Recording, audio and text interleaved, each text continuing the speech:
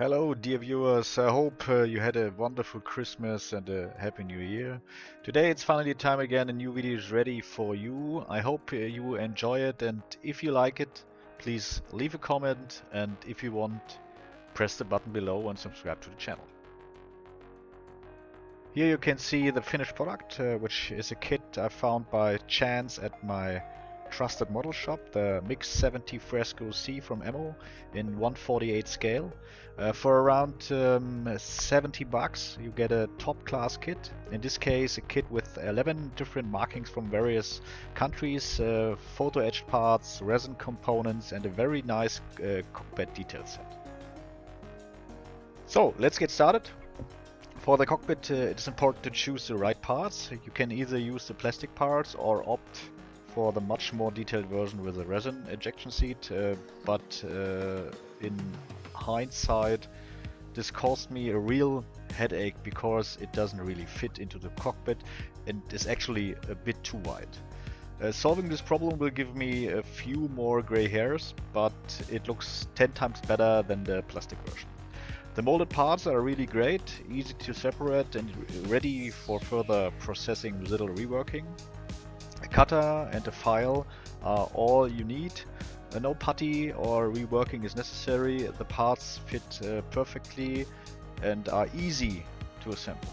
However, I can only recommend that you always do a test fit before painting to avoid a nasty surprise, as I had with a resin ejection seat. If you decide to use the 3D acrylic instrument set from Red Fox, it is important to modify some plastic parts such as the consoles and the main panel. To do this, use a cutter and a sanding stick to remove the pre-molded buttons and instruments. The instructions are included, but you should work carefully here so as not to destroy other details. Glue the remaining components together with Tamiya extra thin cement and do an initial fit test of the components. You will quickly notice that some of the cables are significantly longer than extended for the components. You will also need to shorten these and plane them down with a straight blade. I recommend using the rear wall of the cockpit as a template and marking the cutting edge with a cutter.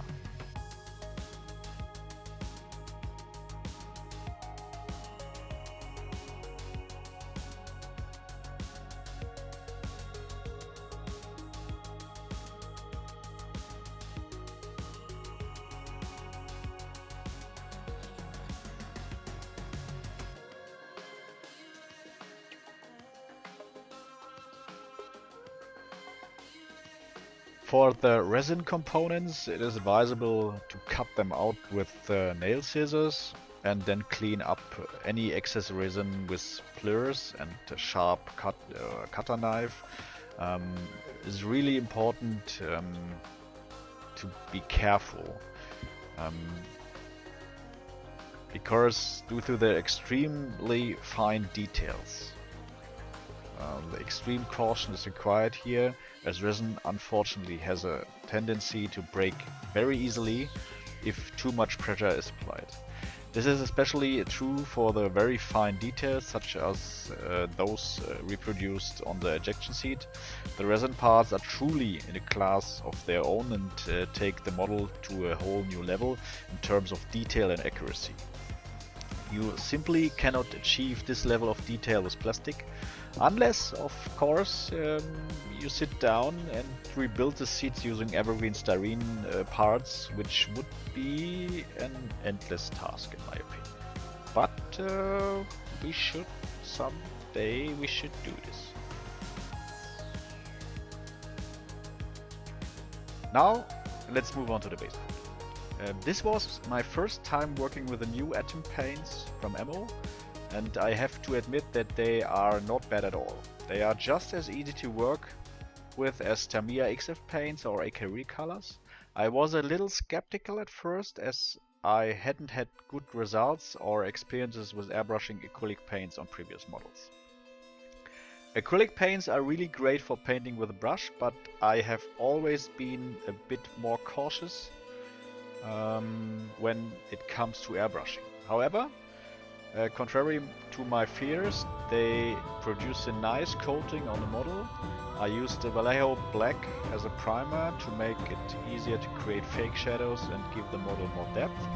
Then using the black and white method, I added the first highlights with Tamiya XF2 and then applied thin layers of Atom 20121 blue to the cockpit as a base color.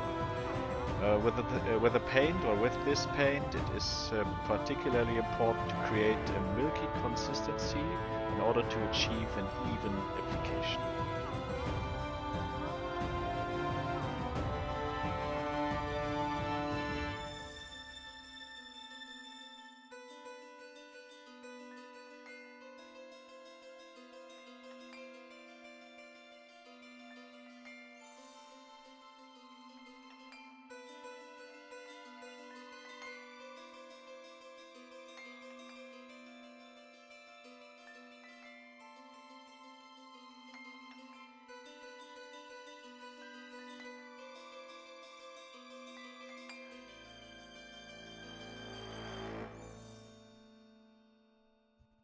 When painting, is advisable to attach the components to a wooden stick or an old paint can. In my case, for the cockpit parts, I used a Manson pencil so that you don't have to hold them or the parts in your hand.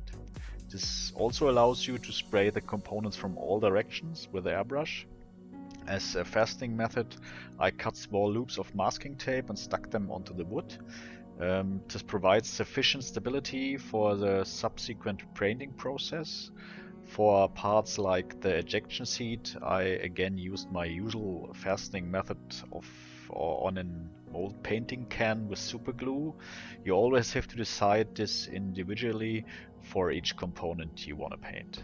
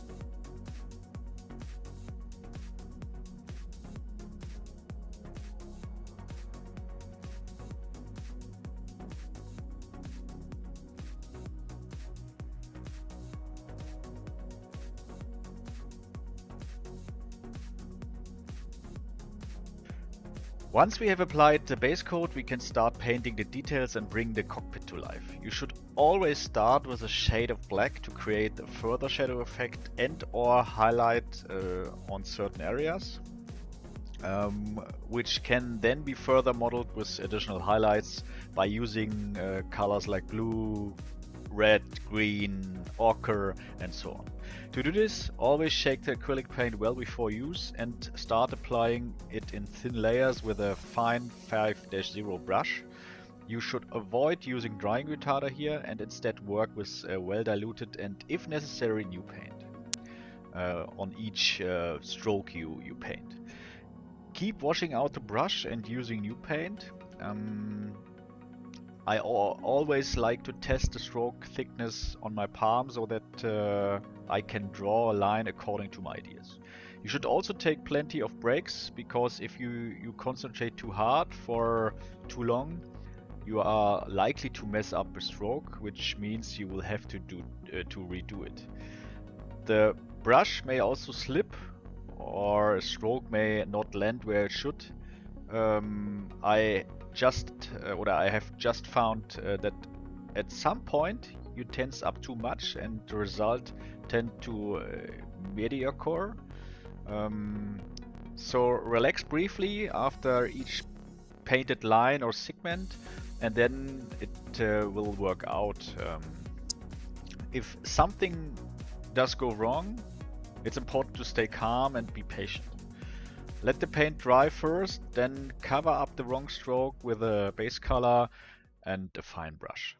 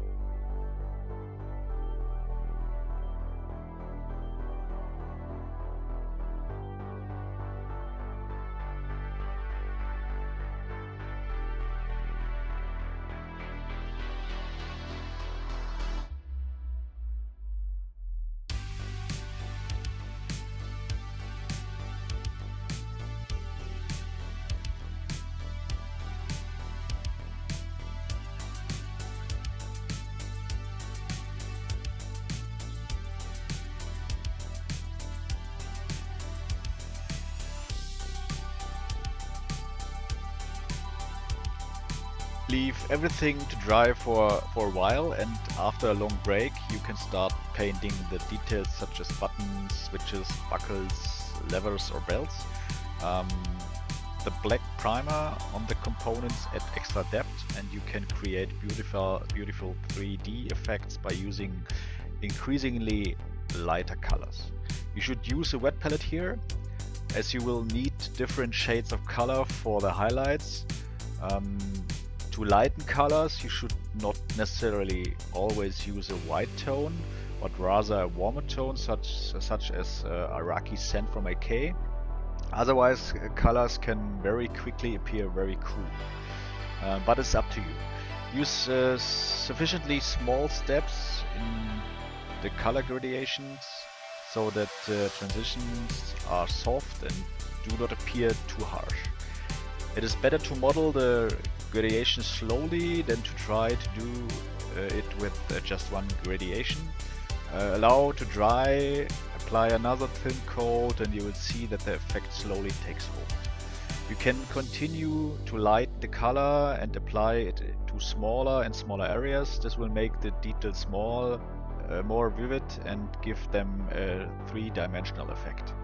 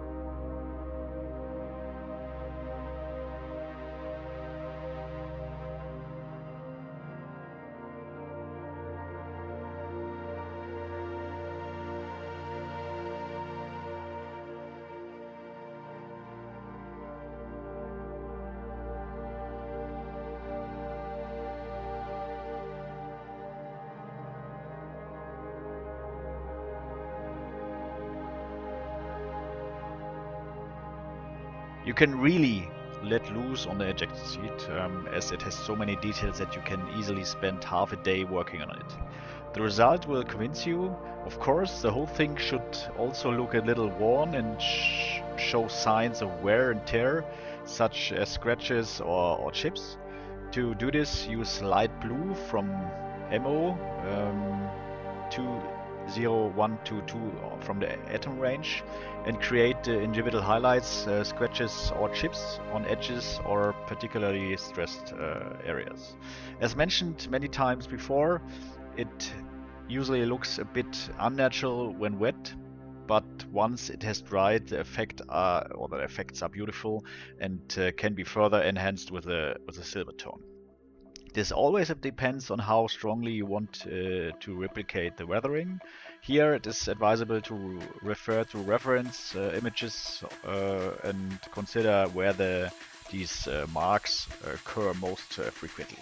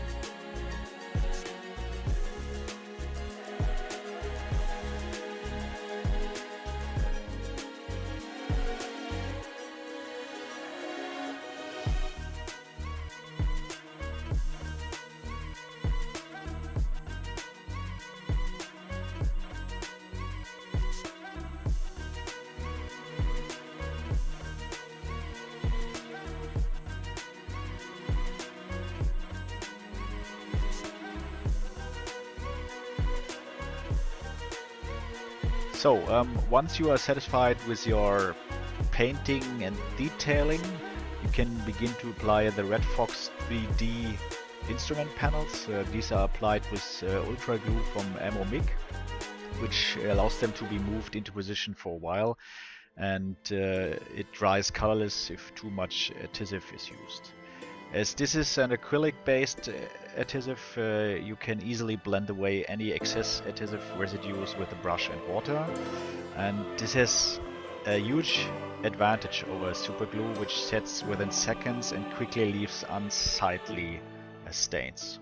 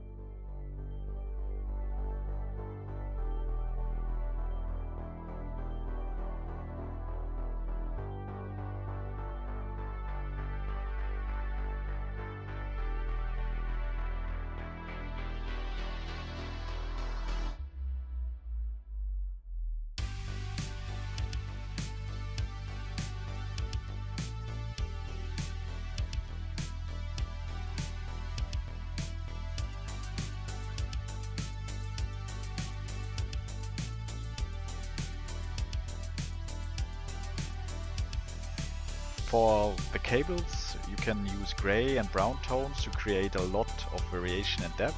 Even 2 small strokes with a brown or gray tone can make the model much more interesting and lively.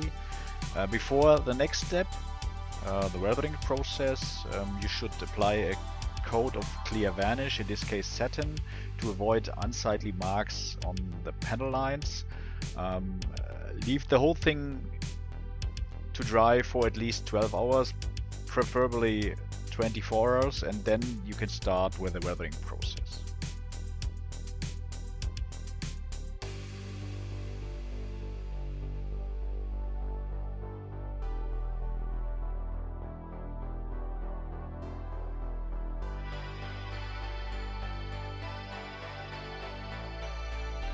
For the washing and the weathering, I didn't want to use a tone that was too dark, so I opted for Starship Filth from Abteilung 502. Since this is an oil paint, you should apply the paint to a piece of cardboard and allow the excess oil to be absorbed by the cardboard before continuing.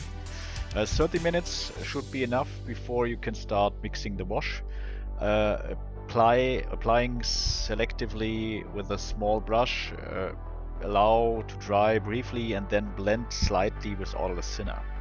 Where you want more depth, apply a second coat if necessary. To represent general dirt, you can apply oil paints directly from the cardboard to the lower areas of the cockpit and then blend it with a soft flat brush.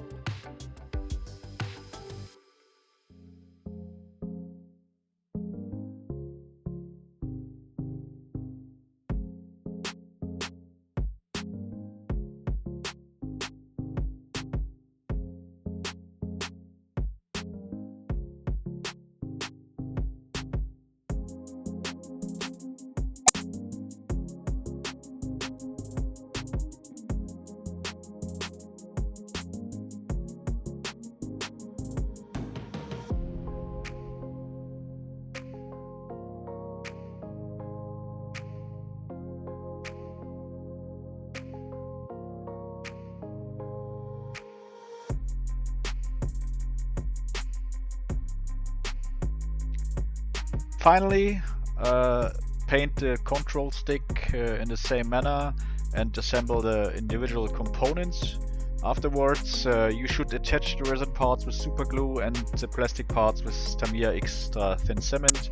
However, before assembling the components, you should let them dry for another 24 hours and wear gloves when assembling them.